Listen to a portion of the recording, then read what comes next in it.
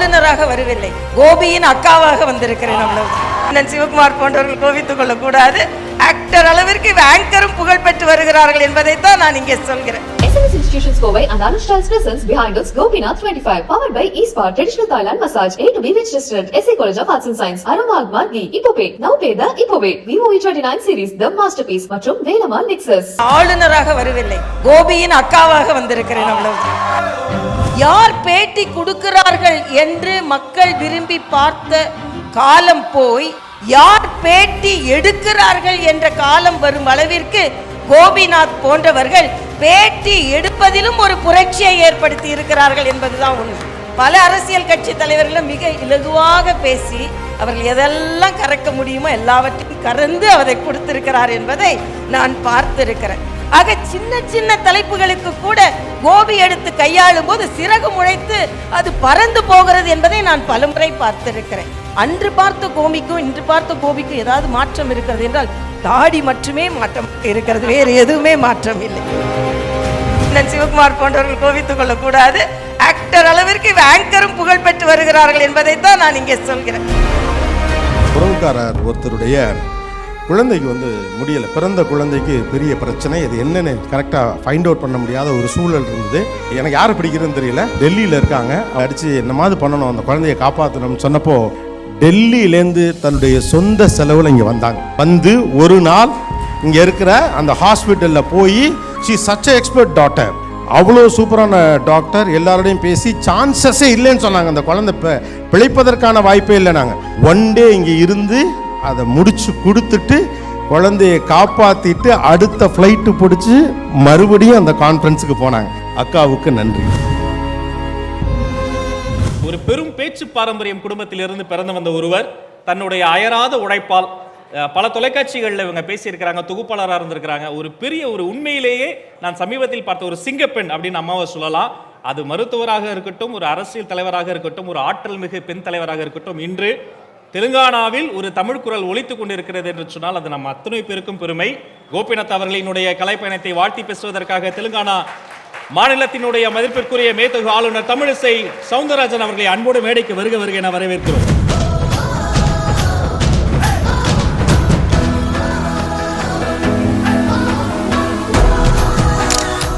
அனைவருக்கும் முதற்கண் என் வணக்கத்தை தெரிவித்துக் கொள்கிறேன். இங்கே அறிமுகம் செய்யும் பொழுது தெலுங்கானாவின் ஆளுநர் என்று அறிமுகம் செய்தார்கள். எனக்கு 2 கண்கள், புதுச்சேரியிலும் துணைநிலை ஆளுநராக இருக்கிறேன், அதனால் புதுச்சேரி மக்களுக்கும் அதை சொல்லிவிடுங்கள் என்று சொன்னேன். ஆனால் இங்கே நான் ஆளுநராக வரவில்லை, கோபியின் அக்காவாக வந்திருக்கிறேன். அவ்வளவு. ஏனென்றால் கடுமையான பணி. நாளைய தினம் நமது குடியரசுத் தலைவர் அவர்கள் நாளைய தினம் தெலுங்கானாவிற்கு வருகிறார்கள்.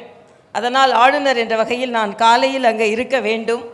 ஆனால் கோபி அழைத்தால் அவர் கோபித்து கொள்ள மாட்டார், ஆனாலும் கோபி அழைத்தார் வர வேண்டும் என்ற வகையில் இங்கே வந்திருக்கிறேன்.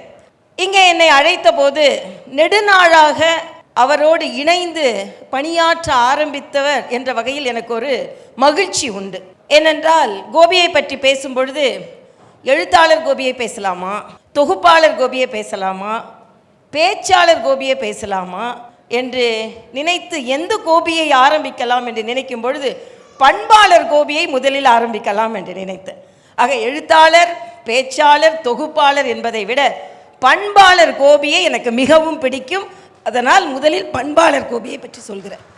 ஏன் இதை சொல்கிறேன் என்றால், எனக்கு ரொம்ப பிடித்தது எனக்கு தமிழிசை என்று பெயர், கோபியின் மகளுக்கு வெண்பா என்று பெயர்.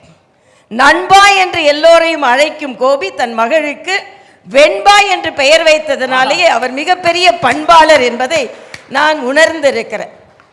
வாயில் நுழையாத பெயரெல்லாம் வைத்து இது தமிழ் பண்பா என்று நாமெல்லாம் கேட்டுக்கொண்டிருக்கின்ற நேரத்தில் இல்லை, என் மகளுக்கு வெண்பா என்று பெயர் வைப்பேன் என்று பெயர் பெற்ற கோபி தன் மகளுக்கும் பெயர் பெற வேண்டும் என்று வைத்த பெயர். அது மட்டுமல்ல, கோபிநாத் என்று தான் பெயர்.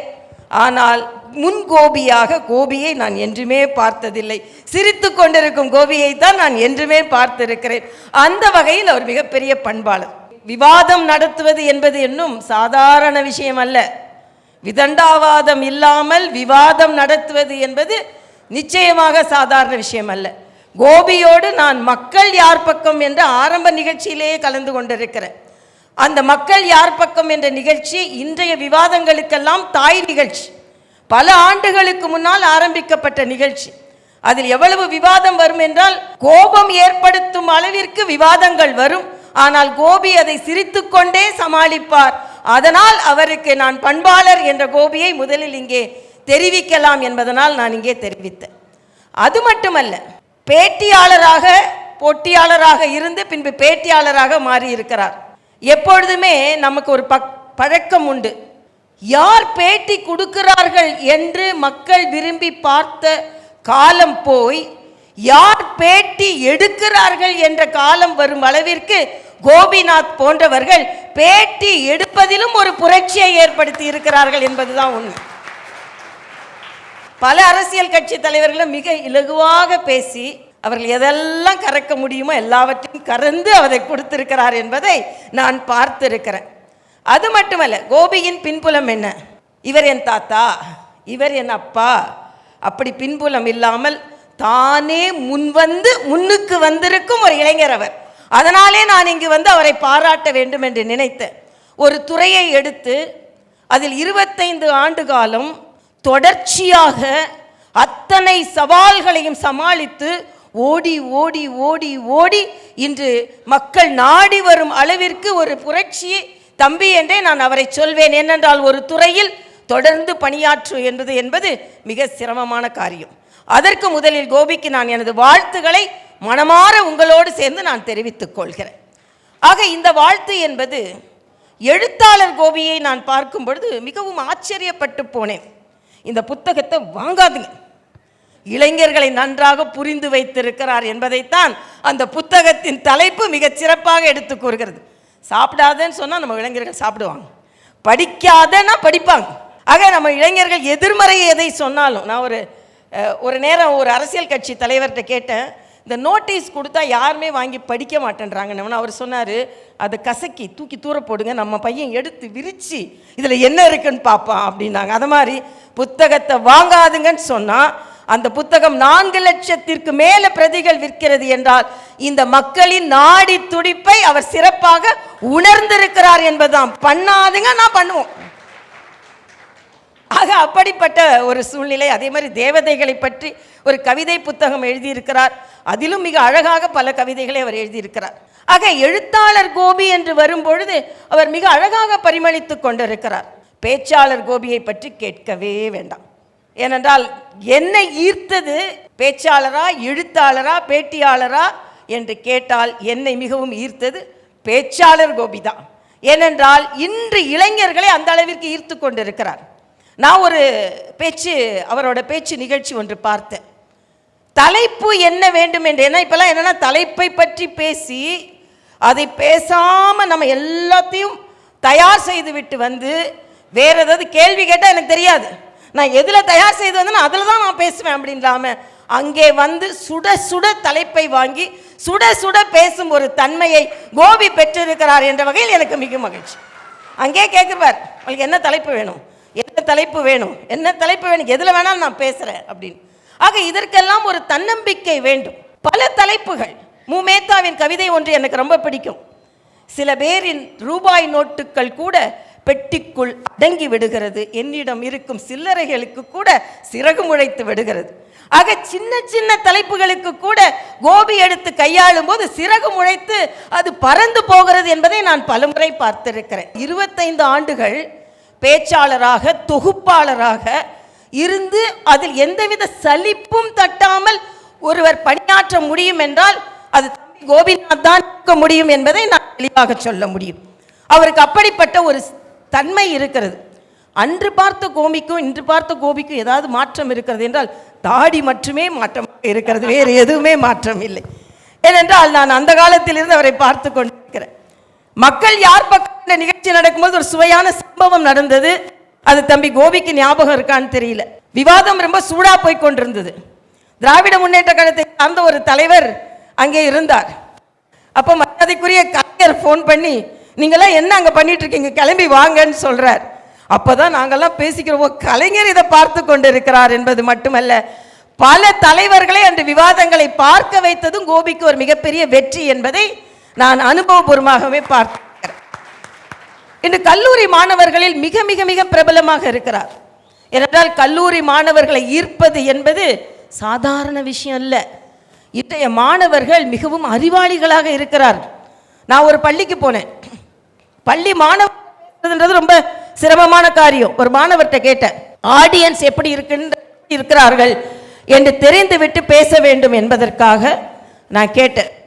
தம்பிங்க வா, உங்கள் ஸ்கூலில் ஸ்டேட் போர்டா சென்ட்ரல் போர்டான்னு கேட்டேன். அந்த தம்பி உடனே இடுப்பில் கையை வச்சுட்டு சொன்னால் எங்கள் ஸ்கூல்லலாம் பிளாக் போர்டு தான் மேடம் அப்படின்னு சொல்லி. ஆக ஏன்னா ஆடியன்ஸை தெரிஞ்சுக்கிட்டு பேசணும்னு சொன்னால், ஆக சென்ட்ரல் போர்டுனா ஒரு மாதிரி பேசணும், ஸ்டேட் போர்டுனா ஒரு மாதிரி பேசணும்னா எங்கள் ஸ்கூல்லலாம் பிளாக் போர்டு, அவன் என்ன கேட்குறேன்னு தெரியும். ஆக இப்படிப்பட்ட மாணவர்களிடம் சென்று பேசி கலகலப்பாக பேசி கைகலப்பு இல்லாமல் வெளியே என்பது கோபி போன்ற சில பேச்சாளர்களுக்கு தான் முடியும். கல்லூரி மாணவர்களை ஈர்ப்பது என்பது அவ்வளவு சுலபமான காரியம் அல்ல. ஆக இப்படி பல நல்ல குணங்களை கொண்டிருக்கும் கோபி இன்னும் பல வெற்றிகளை பெற வேண்டும். நான் எந்த அளவிற்கு இன்ஃப்ளூயன்சர், அவரே நிறைய இடத்துல சொல்லியிருக்கார், இந்த வார்த்தையை சொல்லியிருக்கார், இன்ஃப்ளூயன்சிங் தி இன்ஃப்ளூயன்சர்ஸ், இம்ப்ரெஸிங் தி இன்ஃப்ளூயன்சர்ஸ். இவர்களை போன்றவர்கள் எல்லாம் கல்லூரி மாணவர்களிடம் பேசுகிறார்கள் என்று வரும்பொழுது எனக்கு மிகுந்த மகிழ்ச்சியாக இருக்கிறது. ஆக்டர் தான் பேசணும், இல்லை ஆங்கரும் பேசலாம் அப்படின்ற ஒரு புரட்சியை இவர்கள் எல்லாம் ஏற்படுத்தி கொடுத்திருக்கிறார்கள். அண்ணன் சிவகுமார் போன்றவர்கள் கோவித்துக் கொள்ளக்கூடாது. ஆக்டர் அளவிற்கு ஆங்கரும் புகழ் பெற்று வருகிறார்கள் என்பதைத்தான் நான் இங்கே சொல்கிறேன். அண்ணன் மகேந்திரன் போன்றவர்களாக இருக்காங்க. நாங்கள்லாம் கூட விவாதத்தில் மிக சூடாக மிக மிக சூடாக நாங்கள் விவாதித்திருக்கிறோம். இந்த நிகழ்ச்சிக்கு வந்தது ஒன்று, கோபியை நான் பாராட்ட வேண்டும் என்பதற்காகவே வந்திருக்கிறேன். ஏனென்றால் இந்த முயற்சி என்பது நான் சொன்னதை போல இதற்கு எவ்வளவு கடுமையான முயற்சி வேண்டும், எவ்வளவு பயிற்சி வேண்டும், எவ்வளவு கமிட்மெண்ட் வேண்டும். ஆக எல்லாவற்றையும் விட அவர் ஒரு நல்ல பண்பாளர், பேச்சாளர், எழுத்தாளர், தொகுப்பாளர், ஒட்டு மொத்தமாக வெற்றியாளர் என்பதை நான் சொல்லி பல கருத்துக்கள் சொல்கிறார். இப்போ கல்லூரி மாணவர்களிடம் அவர் கருப்பா பெண்கள் இருந்தால் கவலைப்படாதுங்கன்னு சொல்றார். அது எனக்கும் ஒரு தன்னம்பிக்கையை தருகிறது என்று நான் சொல்கிறேன். ஏனென்றால் பல விஷயங்களை பேசுகிறார். நான் பல பேச்சுக்களை நான் பார்த்திருக்கிறேன். ஆக அப்படிப்பட்ட ஒரு சூழ்நிலையில் நான் பார்த்திருக்கிறேன் என்ற வகையில் நானும் ஒரு பேச்சாளர் தான். ஏன்னா நான் பலர் பேசும்பொழுது சொல்வார்கள், நீங்க கொஞ்சம் மருத்துவம் தானே படிச்சிருக்கீங்க, தமிழ் நல்லா பேசுறீங்களே, தமிழ் கற்றதனால் தமிழ் பேசுகிறீர்களா என்று கேட்பார்கள். இல்லை, தமிழ் என்னை பெற்றதனால் நான் தமிழ் பேசுகிறேன் என்று சொல்வேன். ஆனால் கோபி போன்றவர்கள் எல்லாம் கற்று கற்று கற்று எந்த ஜீனும் இல்லாம, ஆனால் அதே நேரத்தில் தாங்களே அதை ஏற்படுத்தி கொண்டு இன்று வலம் வரும் ஒரு இளைஞனை பாராட்ட வேண்டும் என்ற உயரிய எண்ணத்தில் மட்டுமே கடுமையான பணிச்சூழல் இருந்தாலும் இங்கே வந்தேன். தமிழை வளர்ப்பதற்கு யார் எங்கே இருந்தாலும், ராமாயணம் எங்கெல்லாம் பாடப்படுகிறதோ அங்கே அனுமன் இருப்பதை போல தமிழை வளர்க்க யாரெல்லாம் பாடுபடுகிறார்களோ அங்கே தமிழிசை இருப்பேன் என்ற வகையில் நான் இங்கே வந்தேன் என்று சொல்லி எனது பேச்சை நிறைவு செய்கிறேன். கோபி இன்னும் பல தூரம் நடக்க வேண்டும், ஓட வேண்டும், பல மகுடங்களை சூட வேண்டும் என்று வாழ்த்தி விடைபெறுகிறேன். சகோதரியாக, அக்காவாக நன்றி, வணக்கம். நான் ஒரு விஷயத்தை ஷேர் பண்ணணும் அப்படிங்கிறதுக்காக வந்தேன். முதல்ல அக்கா வந்ததுக்கு ரொம்ப நன்றி. எல்லோருக்கும் அவங்கள ஒரு அரசியல் தலைவராக, ஒரு ஆளுநராக தெரியும். நான் வந்து ஒரு ஆஃபீஸு ரங்கராஜபுரம் மெயின் ரோடில் இருந்தது. அந்த ஆஃபீஸுக்கு கீழே தான் அவங்க கிளினிக் இருந்தது. அப்போது வந்து எனக்கு அவங்க பழக்கம். அப்போது வந்து நானும் ஒரு கப் ரிப்போர்ட்டர். அப்படி கொஞ்சம் கொஞ்சமாக வளர்ந்த காலகட்டத்தில் எங்கள் உறவுக்காரர் ஒருத்தருடைய குழந்தைக்கு வந்து முடியலை. பிறந்த குழந்தைக்கு பெரிய பிரச்சனை. இது என்னென்னு கரெக்டாக ஃபைண்ட் அவுட் பண்ண முடியாத ஒரு சூழல் இருந்தது. இவங்க வந்து எனக்கு யாரை பிடிக்கிறதுன்னு தெரியல, சென்னையின் ஒரு பிரபலமான ஆஸ்பத்திரியில் இது பண்ணால் யார் பேசுகிறேன்னு தெரியல. இவங்க டெல்லியில் இருக்காங்க. அவங்க கட்சியினுடைய தேசிய மாநாடு. நான் அவங்கள்ட்ட பேசி எனக்கு அவர் ரொம்ப எனக்கு ரொம்ப பிடிச்சவர். அவர் வந்து என் சொந்தக்காரர் தான். பட் மோர் தேன் தட், அவர் சொந்தக்காரங்கிறத விட எனக்கு ரொம்ப பிடிச்சவர். அதாவது நான் திருச்சியில் போய் படிக்கணும்னு நினச்சதே அவரோட சேர்ந்து இருக்கலாம் அப்படிங்கிறதுக்காக தான். அதனால் நான் இவங்களுக்கு அடித்து என்னமாவது பண்ணணும், அந்த குழந்தைய காப்பாற்றணும்னு சொன்னப்போ டெல்லியிலேருந்து தன்னுடைய சொந்த செலவில் இங்கே வந்தாங்க. வந்து ஒரு நாள் இங்கே இருக்கிற அந்த ஹாஸ்பிட்டலில் போய், ஷீ சச் எக்ஸ்பர்ட் டாக்டர், அவ்வளோ சூப்பரான டாக்டர், எல்லாரோடையும் பேசி சான்சஸே இல்லைன்னு சொன்னாங்க. அந்த குழந்தை பிழைப்பதற்கான வாய்ப்பே இல்லை. நாங்கள் ஒன் டே இங்கே இருந்து அதை முடித்து கொடுத்துட்டு குழந்தைய காப்பாற்றிட்டு அடுத்த ஃப்ளைட்டு பிடிச்சி மறுபடியும் அந்த கான்ஃபரன்ஸுக்கு போனாங்க.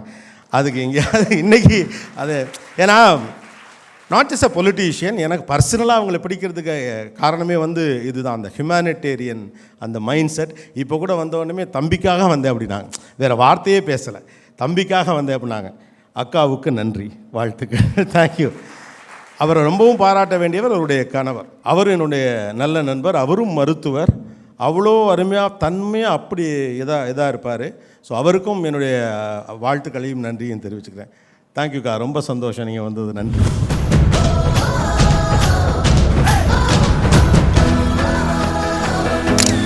Behindwoods, கோபிநாத் 25. டைட்டில் ஸ்பான்சர் உங்கள் சிந்தனையை வடிவமைக்க SNS இன்ஸ்டிடியூஷன்ஸ் கோவை மற்றும் அனுஜ் டைல்ஸ். ரகங்கள் பலவிதம், ஒவ்வொன்றும் உலகத்தரம். பவர்ட் பை தாய்லாந்து போகாமலே இப்போ ஆத்தென்டிக் தாய் மசாஜ், ஈஸ்பா, a family rejuvenation centre, Chennai மற்றும் Coimbatore. Adyar Ananda Pawan sweets and snacks மற்றும் A2B ரெஸ்டாரண்ட். உங்கள் பசியார எங்கள் ருசி பேசும். SA college of arts and science, inspire learning for inspire future. Aroma Agmark ghee, ஆனந்த அனுபவம், அரோமா அக்மார் கீ. இப்போ பே நவ் பே த இப்போவே தமிழகத்தின் முதல் UPI சேவை நிறுவனம். Vivo V29 series, the masterpiece மற்றும் Velammal Nexus. SNS Institutions Kovai and Anuj Styles presents Behindwoods Gobinath 25. Powered by eSpa Traditional Thailand Massage, A2B Rich Restaurant, SA College of Arts and Science, Aroma Agmar Ghee, Ipope, Now Pay the Ipope, Vivo V29 series, the masterpiece மற்றும் Velammal Nexus.